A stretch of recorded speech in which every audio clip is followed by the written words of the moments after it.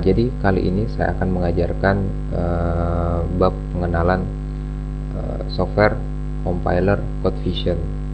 Jadi saya anggap kalian semua telah menginstal CodeVision secara baik dan benar, dan sudah ada icon crack-nya di sini. Jika saya ingin menjalankan si KVR, saya tinggal double klik icon ini.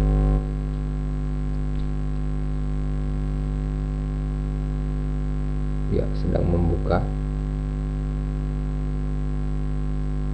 Ini adalah CodeVision terbaru, keluaran tahun 2011, dengan berbagai kelebihan dibandingkan versi yang sebelum-sebelumnya. Saya close dulu semuanya. Nah, jadi ketika kalian menjalankan CodeVision, maka akan muncul tampilan software seperti ini jika kalian installnya benar.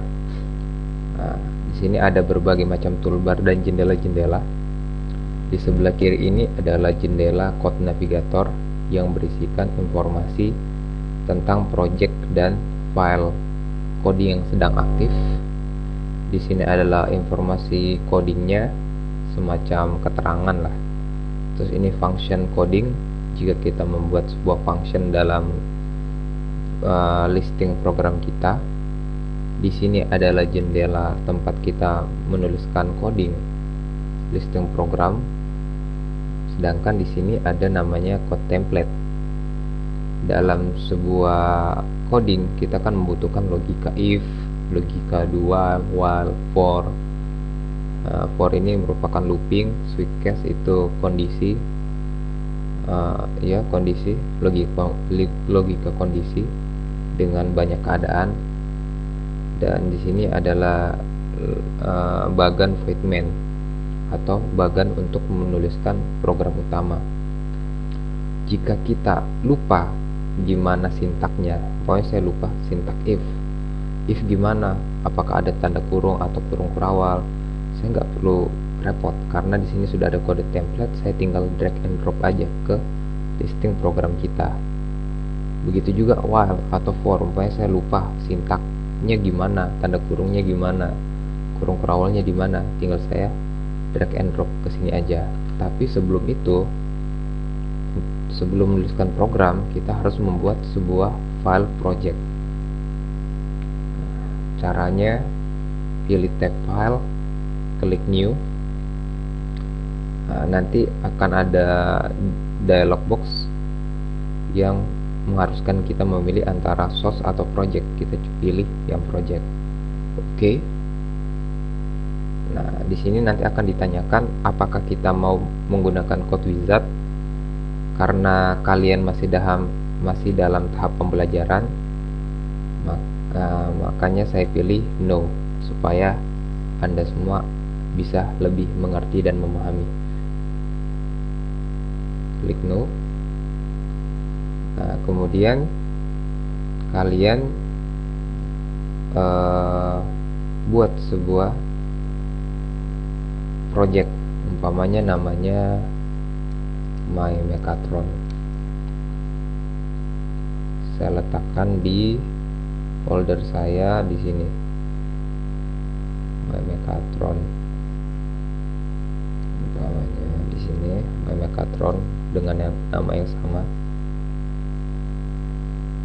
Klik open,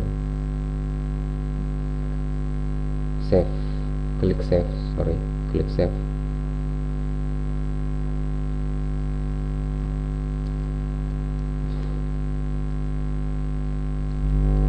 Nah, kemudian akan ada muncul jendela configure project mymechathron.prj. Untuk menuliskan coding, maka kita harus menambahkan sebuah file lagi ke dalam project kita, dan itu filenya dengan extension .c. Klik new. Nah, nanti di project mymechathron sudah ada default file-file exe, linker, list, dan object yang nanti saya akan jelaskan di tutorial selanjutnya.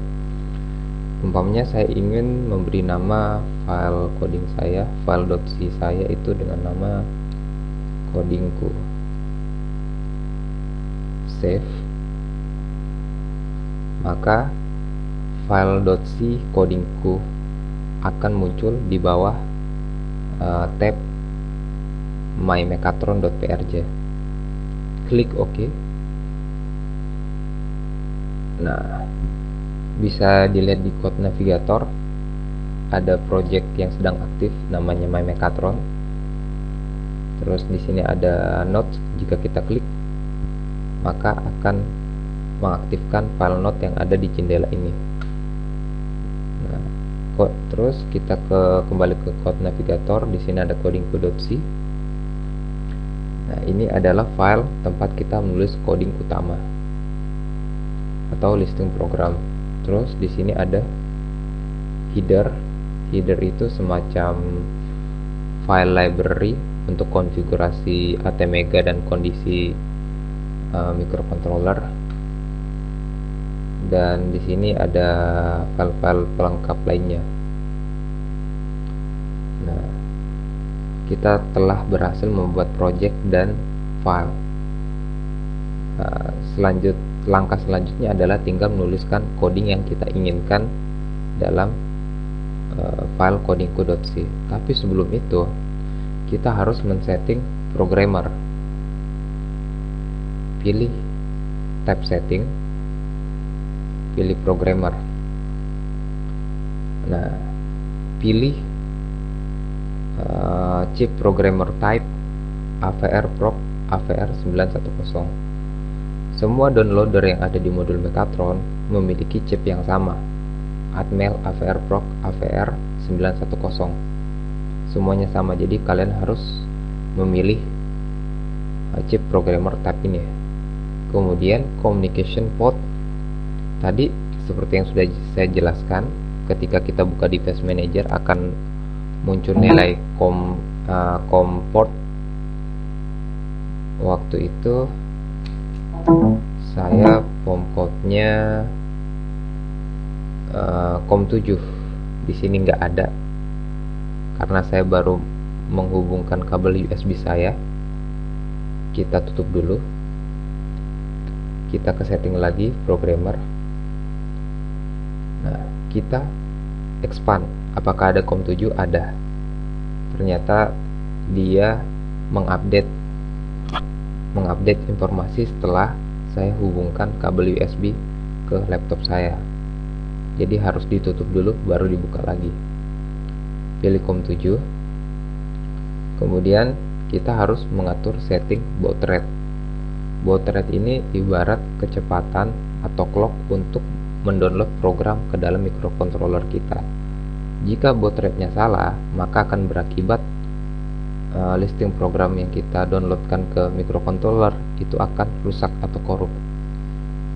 Nah, saya menggunakan baud rate 115200. Kalian ikuti aja. Kalian juga harus men-setting baud rate 115200, tetapi ada sebagian kecil downloader yang menggunakan baud rate 38400 seperti yang telah saya jelaskan di pertemuan sebelumnya. Ada beberapa tipe downloader yang menggunakan 38400. Kebetulan downloader saya menggunakan setting baud rate 115200. Jadi kalian ikuti saja. Oke. Saya klik OK. Nah, setelah setting baud rate, kita sudah siap untuk menuliskan listing program yang kita inginkan ke dalam microcontroller.